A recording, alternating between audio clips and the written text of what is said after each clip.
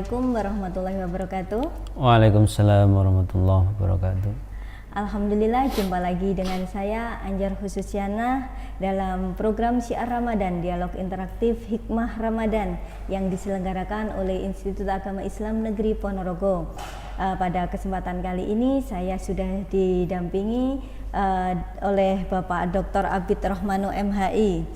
Beliau ini dosen muda, dosen yang sangat berkompeten sekali di Fakultas Syariah IAIN Ponorogo, dan beliau ini saat ini menjabat sebagai Wakil Dekan Fakultas Syariah IAIN Ponorogo.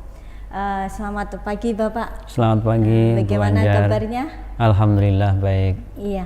Kiranya Bapak dalam program Syiar Ramadan pada pagi hari ini yang penting, yang menarik kita bahas itu tema apa ya Bapak ya, yang mungkin sekiranya cocok dengan kondisi saat ini Bapak?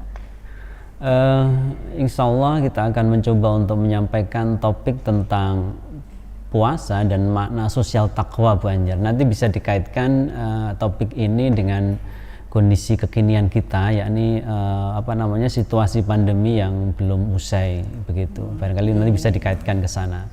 Oh iya, cukup menarik Bapak ya, ini puasa. Kalau kita bicara puasa itu kan sebenarnya kalau dalam masyarakat pada umumnya mungkin ya, puasa itu kan merupakan ritual ibadah yang sifatnya privat ya Pak ya. Nah, tapi di sini kita membawakan kaitannya dengan sosial itu bagaimana kayak gitu nggih. Nah, di situ kan juga biasanya masyarakat itu juga memaknai bahwasanya puasa itu tujuannya yaitu hanya untuk mengharapkan ridho Allah. Mungkin nanti bisa digapai dengan tadi ya, privasi untuk dirinya sendiri. Nah, apakah sebenarnya tujuan puasa itu seperti itu Bapak? Iya, bismillahirrahmanirrahim. Begini Bu Anjar, sebenarnya kalau kita secara umum dulu ya, prinsip di dalam ajaran Islam itu adalah bahwa ada keseimbangan, ada kesetimbangan hubungan relasi, baik yang bersifat vertikal dengan Tuhan maupun yang bersifat horizontal dengan sesama, bahkan dengan lingkungan sekitar begitu. Nah, prinsip kesetimbangan ini kemudian harus mewujud di dalam semua bentuk persyariatan, pensyariatan apapun itu, termasuk puasa dalam hal ini. Hampir setiap ibadah di dalam Islam sesungguhnya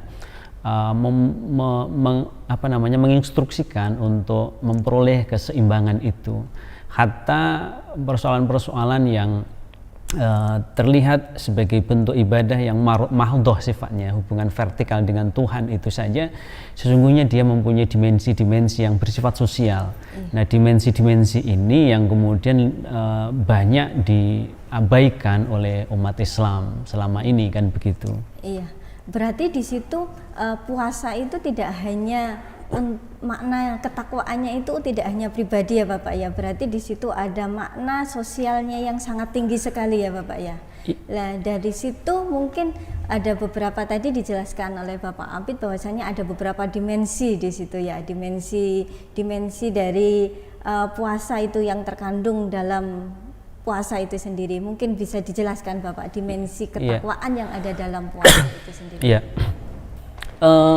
Prinsip yang pertama adalah bahwa seringkali disebut bahwa puasa itu adalah ibadah yang bersifat sirri begitu ya, ibadah yang bersifat rahasia, karena sesungguhnya hakikat puasa itu hanya bisa diketahui oleh hamba yang melakukan puasa dan Tuhan sendiri, kan begitu. Karena tidak tahu kita umpamanya kalau kemudian orang bisa berbohong dengan orang lain ketika berpuasa tetapi tidak bisa berbohong dengan Tuhan, kan begitu. Nah, walaupun seperti itu, sesungguhnya nilai-nilai dan hikmah-hikmah dari puasa itu sesungguhnya adalah perwujudan dari dimensi sosial itu. Misalnya bahwa puasa dengan menahan lapar dan minum itu sesungguhnya adalah bentuk ajaran bagaimana kita itu bisa berempati terhadap kelompok-kelompok fakir, miskin, kelompok-kelompok duafa, kan seperti itu. Ini sekedar contoh aja ya, masih banyak sesungguhnya dimensi-dimensi sosial dari puasa itu, kan begitu.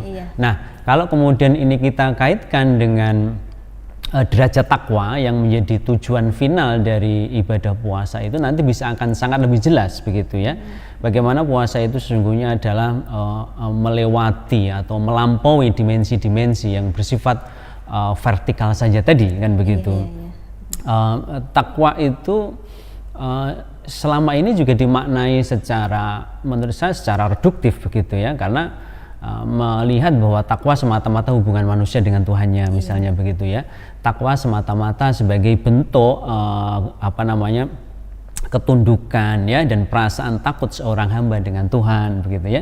Ini makna-makna yang umum yang seringkali dipahami oleh umat Islam, sebagaimana kalau di khutbah-khutbah juga sering didengungkan seperti itu kan. Benar. Marilah untuk menambah rasa takut kepada Tuhan yang Maha Esa dan lain sebagainya kan begitu. Nah, sesungguhnya hakikat takwa itu tentu tidak hanya demikian ya. Jadi itu hanya sebagian kecil dari makna takwa itu sendiri kan begitu. Iya, Bapak. Ini tadi kan kita membahasnya dimensi sosial takwanya itu ya. Mungkin kesalahan sosial kayak gitu ya, mungkin biasa sering disebut orang itu. Nah, berarti kan puasa itu kan tadi kan udah di awal kita berbicara bahwasanya ini privat ya. Berarti kan nanti kita bagaimana kita merelasikan dengan sosial ya. Nah, terus dalam kondisi yang saat ini Bapak, yang pandemi yang kita serba pembatasan, mungkin kita mau membagikan zakat dengan cara pembatasan dan lain sebagainya, mungkin dilarang untuk mendatangkan masyarakat yang banyak ketika kita mau mau bersedekah dan lain sebagainya kayak gitu. Nah, terus bagaimana kita mengimplementasikan sosial takwa kita itu di bulan Ramadan ini, Bapak? Iya. Jadi gini Bu Anjar, pertama mungkin kita maknai dulu takwa itu karena tadi sebenarnya masih terpotong begitu ya. Pertama bahwa takwa itu berdimensi sosial begitu ya.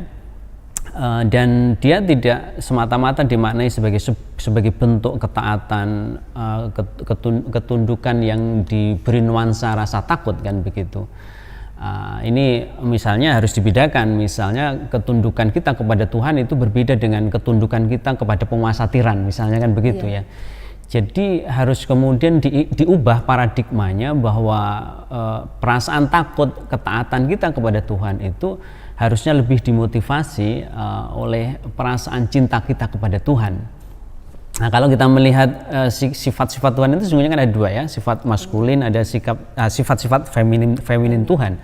Nah, selama ini kita lebih banyak melihat Tuhan dari sifat-sifat yang maskulin, yang maha memberikan siksa misalnya ya, dan lain sebagainya kan begitu.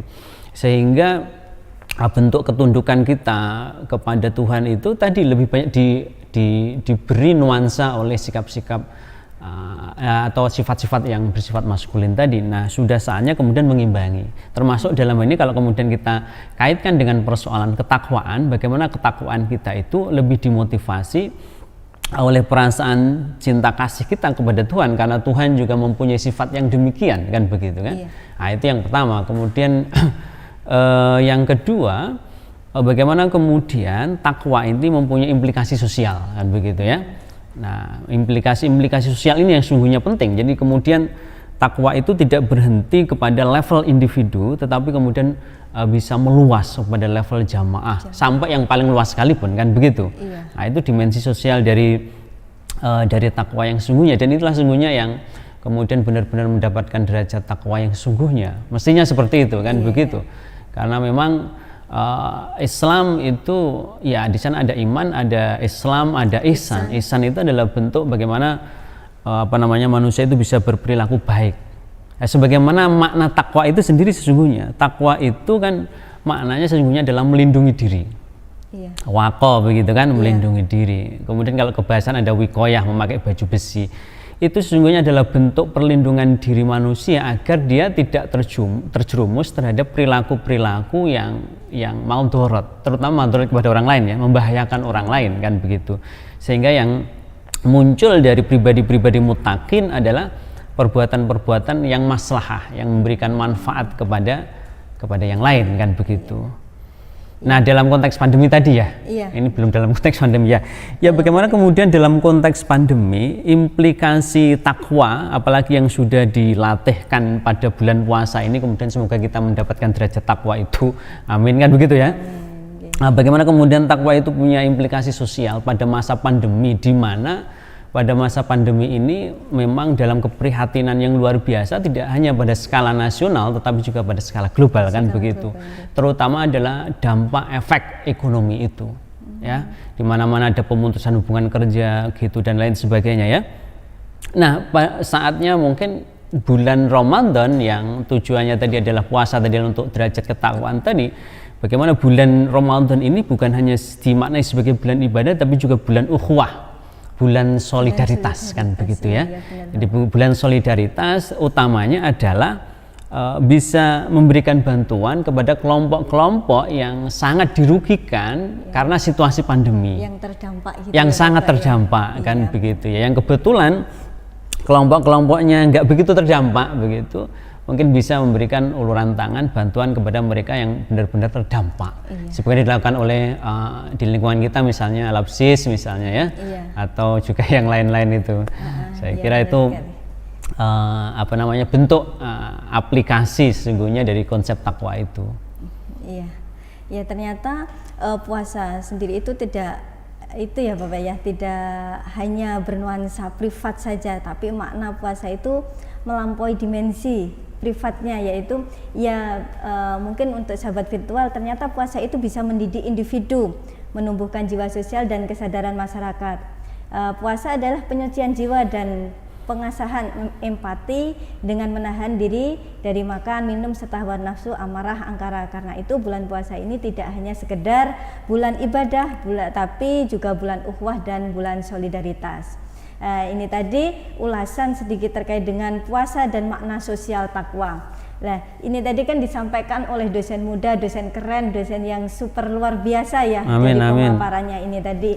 Mungkin sahabat virtual bisa nanti menindaklanjuti dari perbincangan ini, tidak hanya di virtual ini saja, akan tetapi bisa bertemu langsung dengan beliau, Bapak Dr. Abid Rohmano ini.